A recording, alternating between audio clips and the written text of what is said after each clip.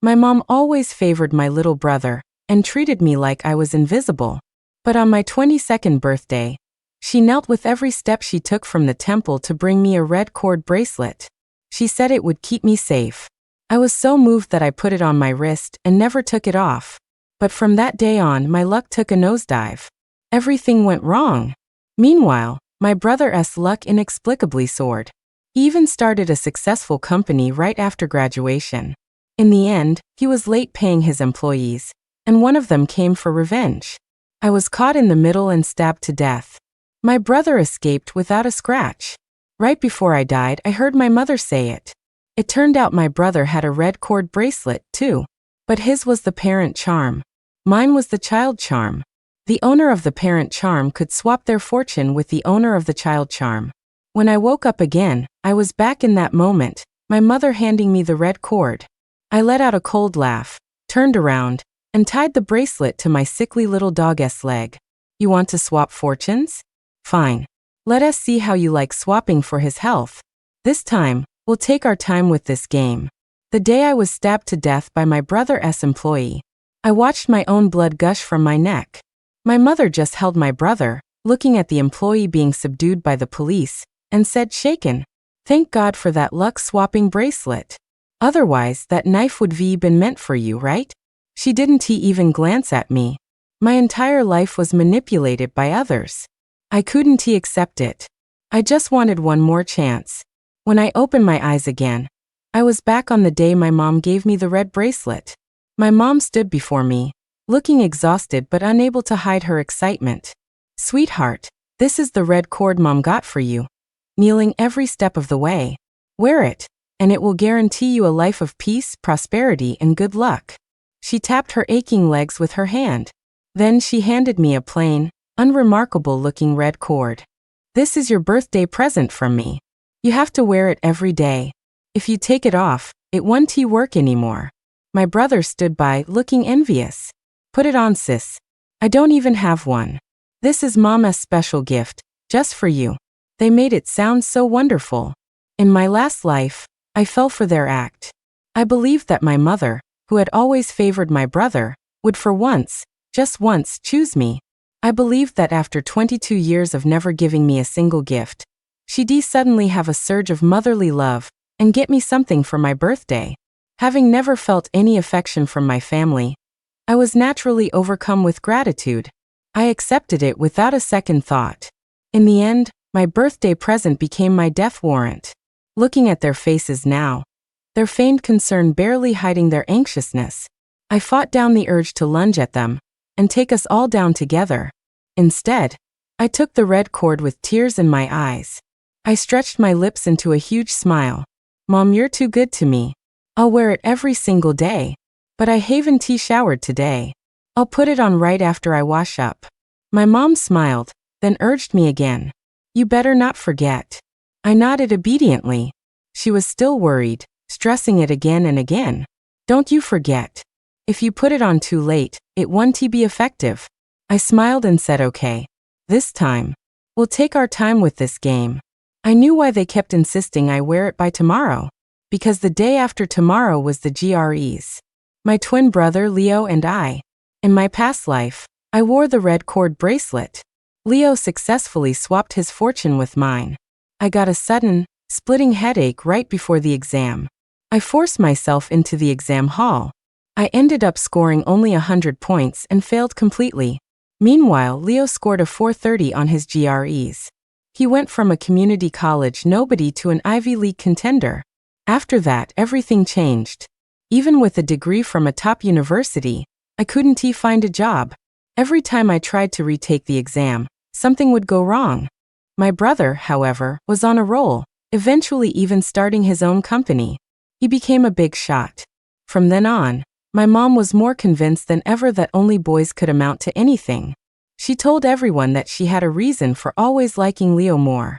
Boys were just smarter, more capable. Leo was smugger than ever.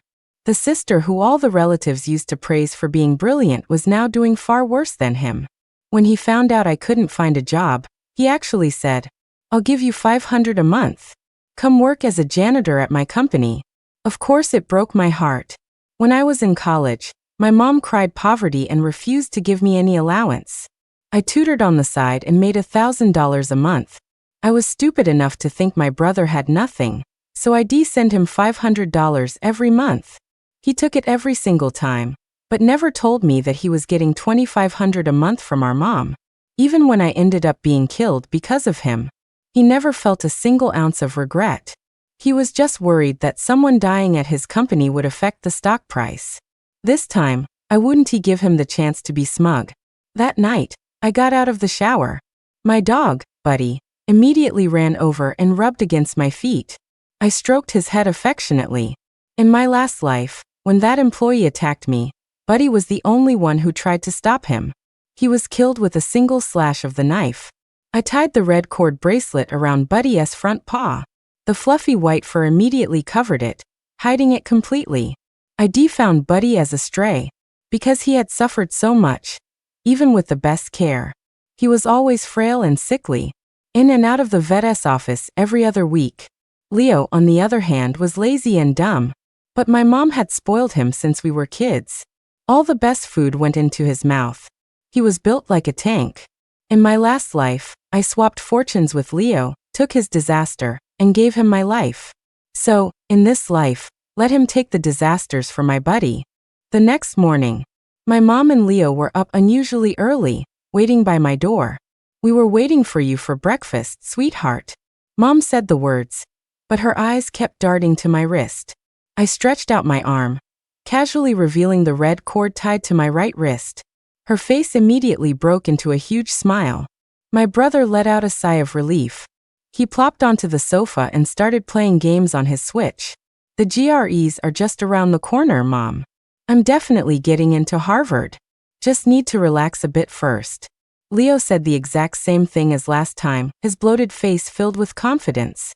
Mom beamed. "I believe in my son. He'll definitely get into Harvard and shove it in the faces of all those relatives who look down on him." With that, she brought Leo a bowl of greasy meat soup, her face full of adoration. "My poor Leo has gotten so thin studying for the exams. You need to eat up." I wasn't surprised. The food in this house never made it to my plate. My dad died young, and from then on, my mom never let me eat at the table. I could only pick at the scraps from the nearly empty plates after they were finished. We had the same mother, but I grew up malnourished while Leo was obese. The 300-pound thin Leo took the soup and gulped it down. He swallowed the fatty meat almost without chewing. Then he shot me a triumphant, mocking look. "Just you watch. Mom said I was always smarter than you. I was just letting you win before. Now I'm about to get serious. You're going to be left in my dust." He stared at me mockingly, his short, thick neck stretching out in excitement. He licked the last drop of soup from the bottom of the bowl, completely sure of his victory. On the day of the GREs, I woke up bright and early. I was getting ready to head to the testing center. As I was leaving, Leo stumbled out of the master bedroom yawning. Seeing me on my way out, he looked at me with disdain. "A genius always makes a grand entrance. You'll see. Soon I'll be accepted to Harvard. From community college to Harvard, reporters are going to want to interview me." I smiled. "You're right. Just wait. Wait until you finish your exam. I can't wait to hear you lose it. This time no headache, no fever." I completed every section of the exam without a problem. When I got home, I found Leo looking like his world had ended. My mom's face was grim. They didn't even notice me. They were huddled together, staring at the red cord on his wrist. My mom was bewildered. "You're saying you did badly? That's impossible. Your father relied on this red cord to swap luck with someone and make his fortune."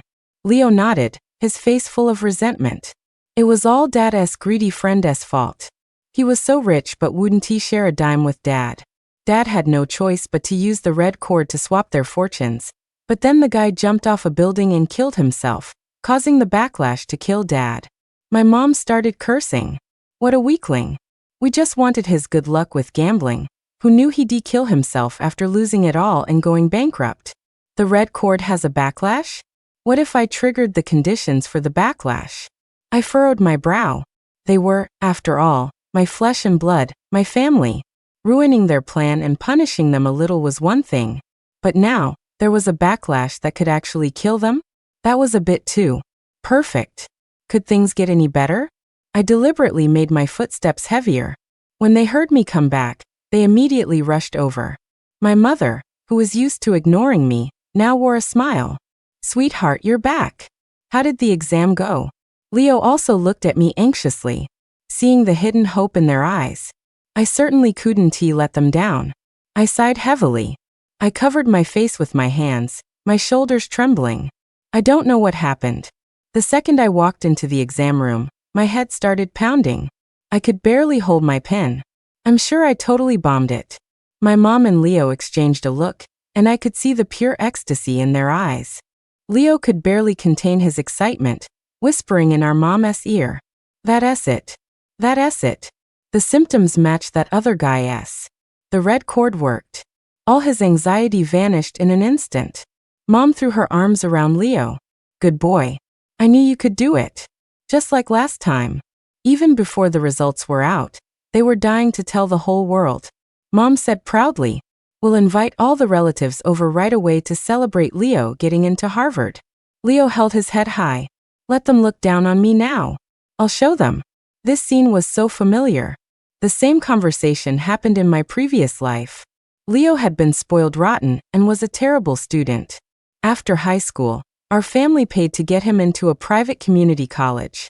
Last time, I thought celebrating early was a bad idea. After all, Leo's academic ability was a known fact, and it just wasn't believable. So, in my last life, I gently suggested they wait until the scores were officially out. But they ganged up on me and beat me for it. Mom was furious, saying I was jealous and couldn't stand to see my brother succeed.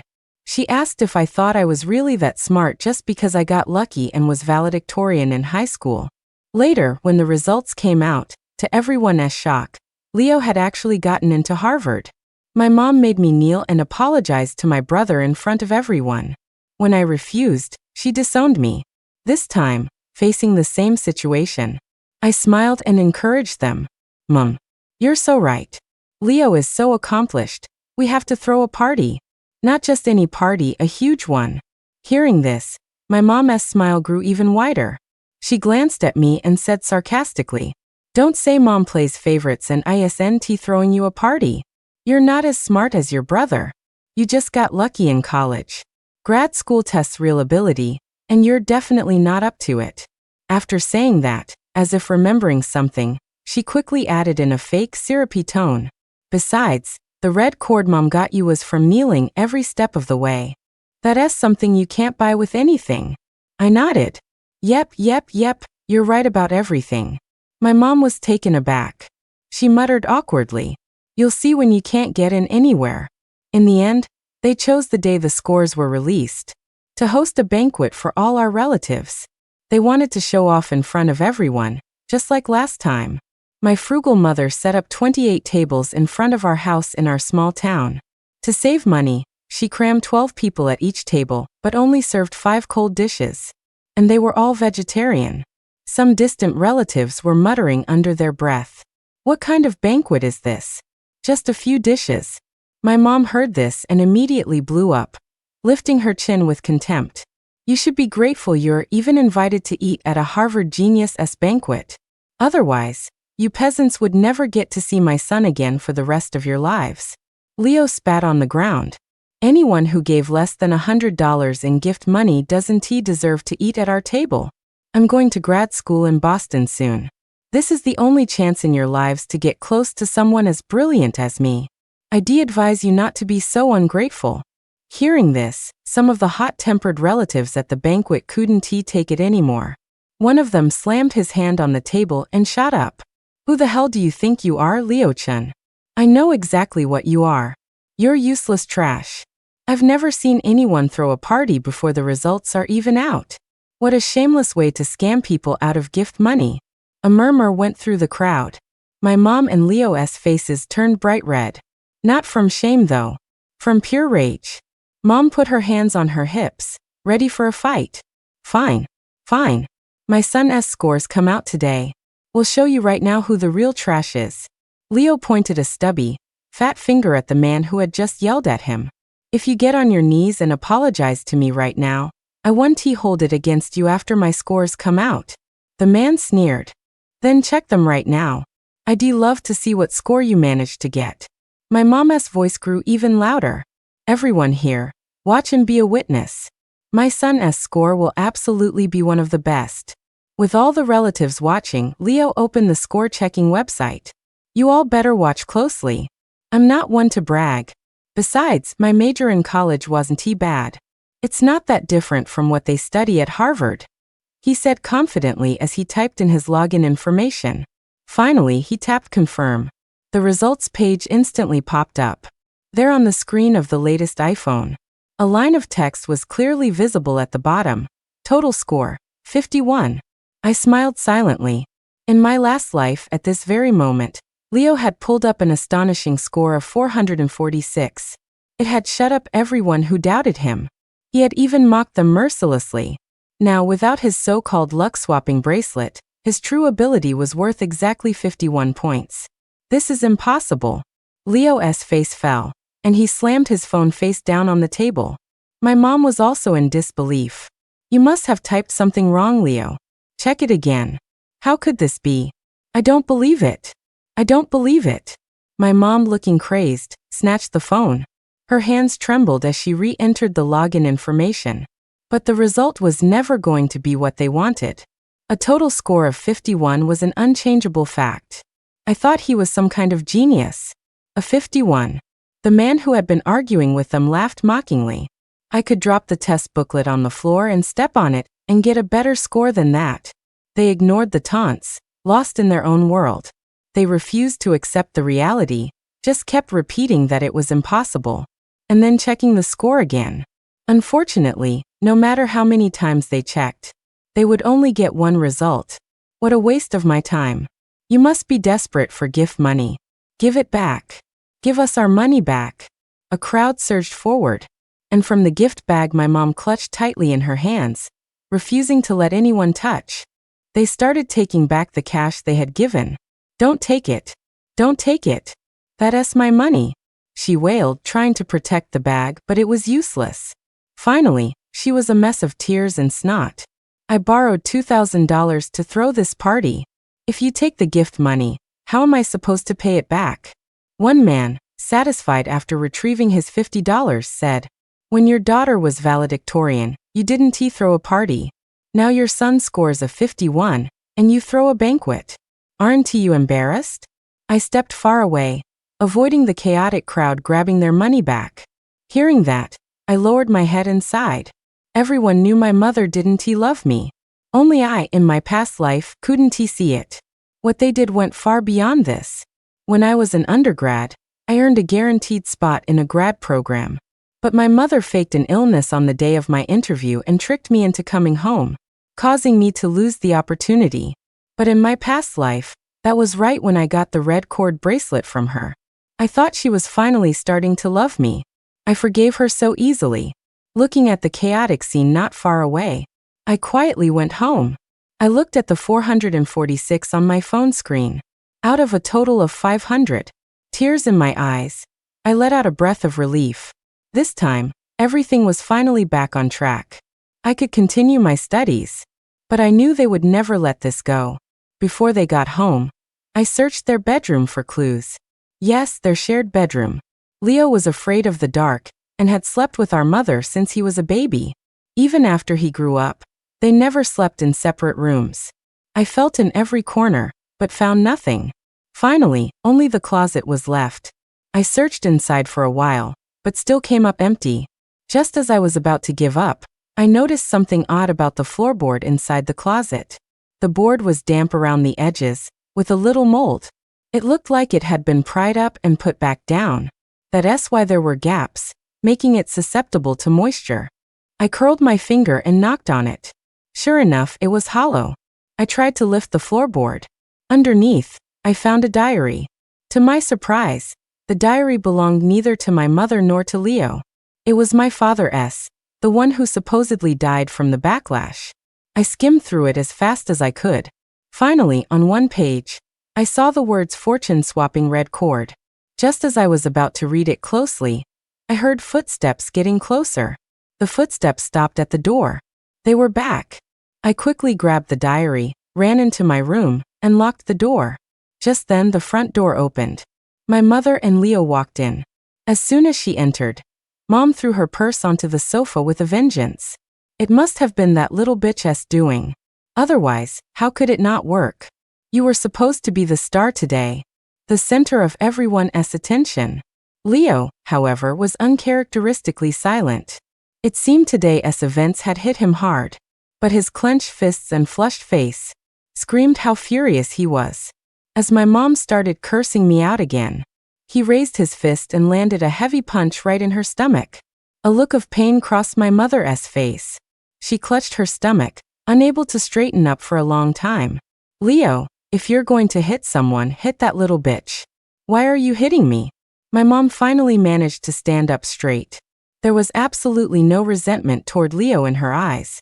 Instead, when she mentioned the little bitch, meaning me, her face filled with rage. Leo's dark gaze was fixed on our mother. You were playing favorites with that bitch, weren't you? She's been stealing my luck this whole time. Otherwise, how could I have only scored a 51? With that, he started to sob, covering his face with his hands. Today was so humiliating. So humiliating. It's all your fault. Seeing her precious son cry, my mother immediately cooed at him, her face full of pity. Don't cry, Leo, don't cry, baby. It's all Mom's fault. All Mom's fault. Then she brought me up again, her expression turning vicious. Is that little bitch back yet? She must be behind this. Just watch, I'll kill her. Meanwhile, I had already discovered all the secrets of the fortune-swapping red cord in the diary. Reading about the so-called backlash, I smiled in contentment. They were going to be completely ruined. There's no such thing as a free lunch. If you get a heaven-defying power like swapping luck, you have to pay a price. Everyone who has ever worn the fortune-swapping cords thinks the parent charm is the best one, because the one who initiates the swap has to wear the parent charm for it to work. But whether the swap is successful or not, the owner of the parent charm will always die in the end, and the unlucky wearer of the child charm, in the end, will not be in any mortal danger. The greatest danger to the child charm's owner comes from the malicious intent of the parent charm's owner. By the time my father discovered this secret, he, as the owner of the parent charm, had already swapped his luck. There was no turning back. The only path ahead of him was certain death. He died before he could even tell his precious son about it, which means that no matter what, Leo is going to die. It's just a matter of when. I tore the pages out of the diary, one by one, and shredded them into tiny pieces. Still not satisfied, I burned the scraps with a candle. I only kept one page, the most important one. It would come in handy. Outside my room, the two of them were cursing me without pause. To be precise, my mom was cursing, and Leo was echoing her. That shameless bitch, I should have strangled her at birth. I raised an eyebrow. You really think I can't handle you? I immediately called my mom's phone. She picked up instantly. Then came a torrent of curses. I immediately cut in with a grateful tone. Thank you, Mom. If you hadn't given me the luck-stealing bracelet, I wouldn't have done so well on my exam. I knew it. You were only nice to Leo all these years to trick him. Hearing this, my mother instantly panicked.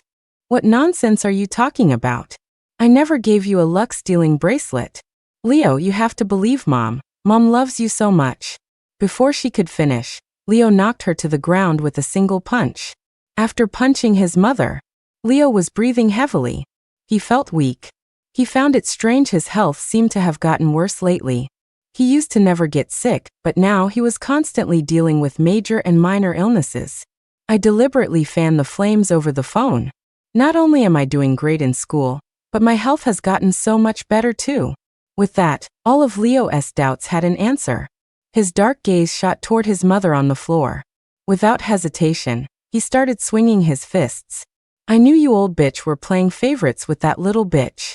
You damn whore, if my dad were alive, he'd beat you to death. He had learned it from her. My mom always called me a little bitch and told me to die when she was angry. Now, she had become the old bitch in her son's mouth. My mother was rolling on the floor from the beating. Her screams were endless. I quietly opened my door a tiny crack. Seeing the scene outside, I felt a wave of pure satisfaction. What could hurt her more than her beloved son hating her, cursing her, and beating her? It really wasn't me. It must be that little whore trying to drive a wedge between us. My mother begged and pleaded while being beaten. Finally, when Leo got tired, my mother was already a bloody mess. She lay collapsed on the floor, unable to move. I slowly pushed open my door. My eyes met two pairs of stunned ones. You were home the whole time? That phone call just now was fake? My mother, lying on the floor, roared the question with a hoarse throat. I scoffed, finally tearing off the mask completely. You two idiots. I was just messing with you. The moment they heard that, they lost their minds. They completely forgot to ask me why the luck swapping had failed. Leo was red in the face with rage. He dragged his 300-pound body and lunged at me. Unfortunately, after swapping his luck with Buddy, his body was nowhere near as strong as it used to be. He was big, but inside he was weak. A total paper tiger. Why else would I dare to come out and confront them directly? I just stuck out my foot and kicked him hard in the stomach. He collapsed to the ground in pain. My mother, heavily injured on the side, let out a sharp shriek. Ah! My Leo! You little bitch, you damn whore! How dare you? I sneered, how dare I? From now on, for every word you say, I'm going to hit Leo. The moment I finished speaking, I landed several hard blows on Leo. I picked fleshy spots that would hurt more but wouldn't leave obvious marks. At first, my mother didn't believe me and kept talking. I don't believe you dare, you little bitch. But from the first syllable she uttered, the kicks and punches on Leo didn't stop. She finally shut up. She just whimpered. Leo also started begging for mercy. Sis, I was wrong. Please let me go. I looked at his eyes, which were filled with defiance. Whether I let you go or not isn't up to me. He froze. What do you mean? Several police officers walked into the house, looking around. Someone reported elder abuse here. Who is it? I quickly pointed at Leo. Tears instantly streaming down my face. Officers, I'm the one who called. It was my brother abusing my mom. Look at what he did to her. When my mom saw that her precious son was about to be arrested, she wasn't having it. Her mind raced, and she pointed her finger at me. My daughter did it. It has nothing to do with my son. But it was obvious to anyone with eyes. The 300-pound Leo looked defiant, while I, skinny as a rail, had eyes full of tears and grievance. Combined with my mother's guilty expression, the lead officer knew exactly what was going on. His voice turned cold. We can identify the assailant through fingerprints at the station. If you refuse to confess, your crime will only be worse. My mother finally panicked, begging and pleading. My son didn't mean it, he is still young, just a baby. You can't do this to him. Everyone in the room, except for Leo, looked disgusted. Only Leo looked like it was his God-given right. Facing the police who wanted to take him to the station, he showed no fear at all. Instead, he pointed at me and argued, well, she hit me too. Why aren't you arresting her? I immediately shot back. Where are your injuries? He pawed at his clothes, trying to find a single mark where I had just hit him. Unfortunately, there wasn't a trace. Seeing his look of disbelief, I was satisfied. After being reborn, I had specifically learned how to hit someone without leaving a mark. And now it had paid off. In the end, Leo was taken away for elder abuse and intentional assault. As he was being led away, Leo was still cursing the heavens, the earth, me, and the police. When my mother was taken to the hospital by ambulance, they found 3 fractures and internal bleeding. Because I submitted the medical report, Leo's charges were upgraded. He was sentenced directly to 3 years in prison. When my mother heard the news in the hospital, she fainted on the spot. When she woke up again, her attitude toward me had completely changed. If you promise to go and get Leo out, I'll tell you a secret. She grabbed my hand, holding it tight. I lowered my eyes. The painful memory of my death in my past life was still vivid. I yanked my hand away without hesitation. I retorted, the secret you're talking about is the luck-swapping red cord? I already know. Before she could even ask how, I gave her the answer. But from the very beginning, the one I wore was just a normal red string. I never once put on the child charm you gave me." She was stunned by my words. Then she started screaming at me again. "You little bitch, you were faking it all along. You put on such a good act before. I really thought you loved me. Turns out you never trusted me. It was all an act." I closed my eyes. What I didn't say was, I really did trust her once. Was her plan in my past life really so flawless? Not at all. It was just that I was so desperate for her love back then. So I blindly refused to believe she was using me. All my hopes for her died in my last life. I came to the hospital today with a purpose, of course. I opened my bag and took out a piece of paper. This was the one page I had saved from my father's diary. I threw the paper at her, my voice flat.